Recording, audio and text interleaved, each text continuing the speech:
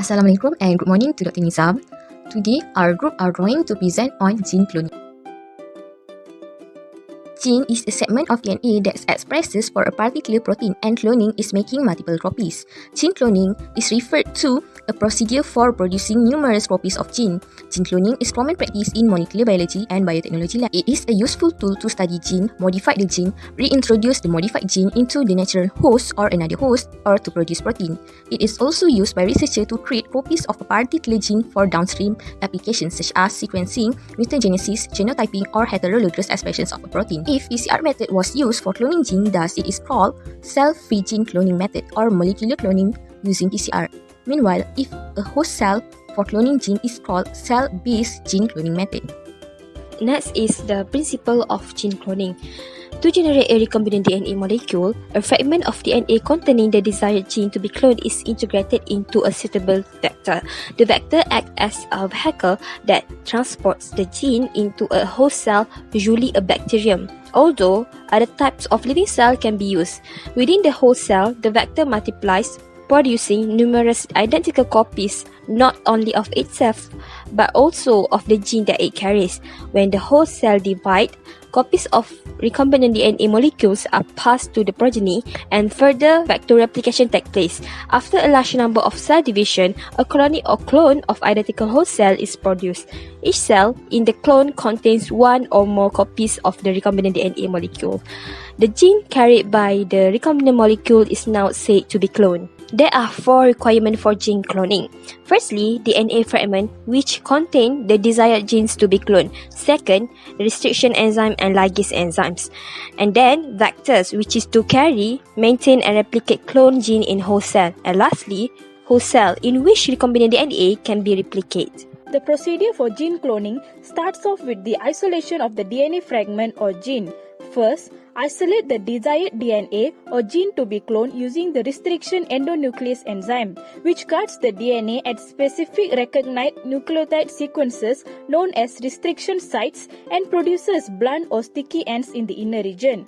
Otherwise, a reverse transcriptase enzyme is utilized, which uses mRNA to generate the complementary DNA strand of the target gene.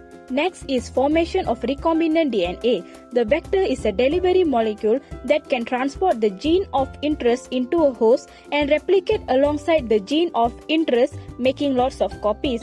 Vectors for cloning include plasmids, bacteriophages, bacterial artificial chromosomes, yeast artificial chromosomes, and mammalian artificial chromosomes. Among all the available vectors, plasmids and bacteriophages are the most frequently used cloning vectors. The same restriction endonuclease enzyme used to isolate donor DNA fragment is used to cut open the plasmid vector. The donor DNA fragment and the plasmid vector are combined together. Base pairing of donor DNA fragment and plasmid vector takes place in the presence of DNA ligase. The resulting DNA molecule is a cross between the gene of interest and the vector DNA molecules.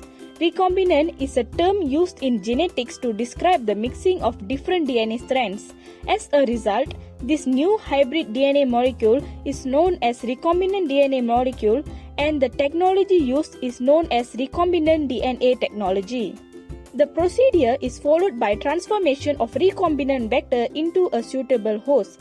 The recombinant vector is usually transformed into a bacterial cell as a suitable host cell. This is to enable the recombinant DNA molecule to replicate in order to achieve numerous copies of the gene of interest and or to permit the gene of interest to be expressed in order to make its required protein product. Some bacteria are natively transformable and will immediately take up the recombinant vector. Bacillus, Haemophilus, and Helicobacter pylori are examples of naturally competent bacteria. Other bacteria, on the other hand, require artificial techniques of integration such as calcium ion therapy, electroporation, and so on. Step 4. Isolation of recombinant cells. Following transformation process, it will generate a mixed population of transformed and non-transformed host cells. As to that, filtering transformed host cells will be conducted in a selection process. For isolation of recombinant cell from non-recombinant cell, marker gene of plasmid vector is employed. For examples, PBR322, plasmid vector contains different marker gene, ampicillin-resistant gene and tetracycline-resistant gene. When PAST1 restriction enzyme is used, it will knock out ampicillin-resistant gene from the plasmid so that the recombinant cell becomes sensitive to ampicillin. Step 5. Multiplication of selected host cells. When transformed host cells had been successfully separated by the screening process, they will be provided by optimum parameters to grow and multiply. In this step, the transformed host cells are introduced into fresh culture media. Host cells also will be divided and redivided along with the replication of the recombinant DNA carried by them. In order to obtain numerous copies of gene of interest, they will be simply replicated in the host cell. But for obtaining the product of interest, favorable conditions must be provided, such as the gene of interest in the vector expresses the product of interest. Last step, isolation and purification of the product. This step will involve isolation of the multiplied gene of interest attached with the vector or of the protein encoded by it. This is followed by purification of the isolated gene copy or protein. There are many advantages and benefits from gene cloning. Firstly, gene cloning does not involve entirely a whole individual. Gene cloning has the ability to create tissues and organs. When surgeons perform surgery, they can use the cloned tissues or organs. It also can repair damaged cells and grow new cells. This is significant in treating diseases and genetic disorders.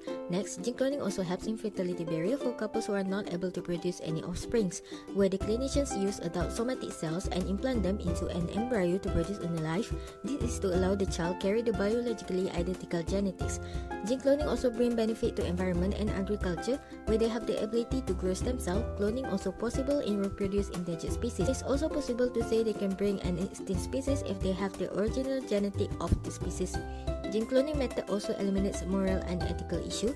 This is because some people consider cloning a whole human is unethical and would be disrespectful to the nature of reproducing in human culture. Last but not least, gene cloning are used for laboratory studies, where lab mice are engineered, could help in reproduce disease pet, and also could clone the livestock needed in case of emergency in future. Disadvantages of the gene cloning. So the first one would be high cost consumption. For example, we have to purchase from the market of the bacterial vector and also the equipment required for the process. The second one would be inbreeding, as gene cloning can cause production of same genotype, which can keep reproducing among themselves, leading to extinction. And the third one would be low success rate, as cloning can cause cell mutation. Even though we use the cell of the recipient organ, there is a high possible of mutation. The next disadvantages would be shortened lifespan. There is a study found out that cloned sheep, cows and mice have been known to die before or shortly after birth. And the last one would be moral and ethical consideration when it involves with human. Based on my reading, gene cloning contributes a lot to researchers to create copies of particular genes in stem cells, reviving endangered species, cloning livestock, and reproducing a diseased pet. In the medical section, stem cells will maintain and repair damaged or diseased organs and tissues. However, the transplantation of stem cells usually triggers an immune response. Therefore, the researchers perform the gene cloning by growing the cloned stem cell to make it genetically identical to an individual. In 2013, scientists at Oregon Health and Science University were the first to successfully use cloning technique to create human embryonic stem cells. In cloning endangered animals, scientists recently cloned the first black-foot ferret using cells from a positive ferret body on the eye since the 80s. Elizabeth Ann was born via a C-section on December 10, 2020. The revived and restored anthropic Californian in charge to bring ferrets back into the biodiversity by CRISPR gene editing. This method describes a region of DNA made of short repeated sequences with so-called spacers sandwiched between each repeat, so that we can find and use cells to make more members of endangered species. Then, livestock cloning also enhanced the uses of gene cloning, as a group of researchers at Utah State University that led by Dr. Ken White have been able to clone steer from slaughterhouse carcasses. As cloning is more labor-intensive and expensive than conventional breeding, they clone this animal for the breeding stock. Next, reproducing disease step contribute to the application of gene cloning. On December 22, 2001, a given named CC made history as the first cat to be cloned. Nevertheless, the cloned animal may not look like exactly the original animal, and the cost is very expensive, that ranging from $37,000 to over $100,000 on pet clones.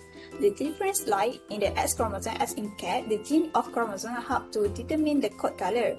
Even though CC and donor cat are female, having the exact same X chromosome, CC was made from a somatic cell of donor, which the orange gene had been inactivated and only the black gene was activated.